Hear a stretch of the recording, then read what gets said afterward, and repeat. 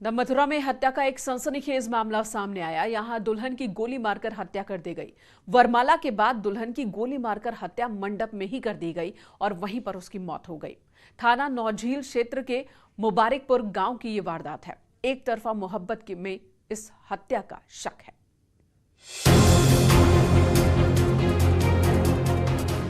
शादी के मंडप में दुल्हन का मर्डर। विदाई से ठीक पहले उठानी पड़ी अर्थी।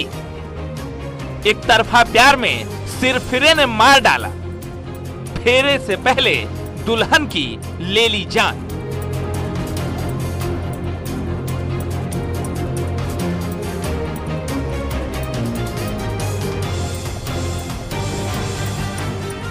मथुरा के थाना नौझील के मुबारकपुर गांव में खूबीराम के यहाँ नोएडा से बारात आई हुई थी।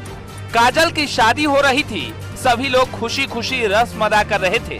कोई डांस कर रहा था तो कोई दावत खा रहा था। इसी बीच गोली चलने की आवाज ने शादी की खुशियों को मातम में बदल दिया। मेरी लड़की की 28 तारीख की शादी अप्रैल की, तो शादी बड़े अच्छे हो रही थी, कोई कैसी भी बात नहीं थी। वरमाला पे कुछ लोगों ने कंकड़ी फेंकी। कंकड़ी लगते ही हम लोग उधर भागे और हमारे सब रिश्तेदार और वो सब बाहर निकल आए घर से।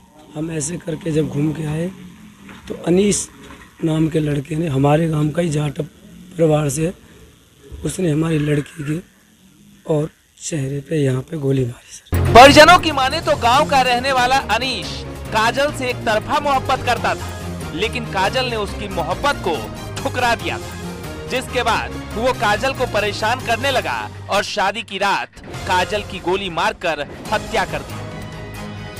काजल की शादी की रस्म हो रही थी। वरमाला हो चुका था। अब 7 फेरे लेने की बारी थी। वरमाला खत्म करके जैसे ही काजल अपनी सहेलियों के साथ कमरे में पहुंची, उस सिरफिरे ने उसकी कनपट्टी पर गोली मार दी। थाना नौझील क्षेत्रांतर्गत ग्राम मुबारकपुर में एक वैवाहिक कार्यक्रम के दौरान काजल डॉटर ऑफ खूबीराम की गोली लगने से मृत्यु कारित हो गई है। इस प्रकरण में जांच की जा रही है। पढ़ने में होशियार काजल बीएससी लास्ट ईयर की छात्रा थी। नोएडा में रिक्शा चलाकर परिवार का पालन पोषण करने वाला पिता बेटी की शादी पूरी धूमधाम से कर रहा था, लेकिन उसे क्या पता था कि बेटी की विदाई से ठीक पहले उसकी अर्थी उठानी पड़ेगी। अब पिता अपनी बेटी के लिए न्याय की गुहार लगा रहा है। फिलहाल शव को पोस्टमार्टम के लिए भेजकर पुलिस मामले की तफ्तीश में जुट चुकी है। नितिन गौतम, न्यूज़ 18।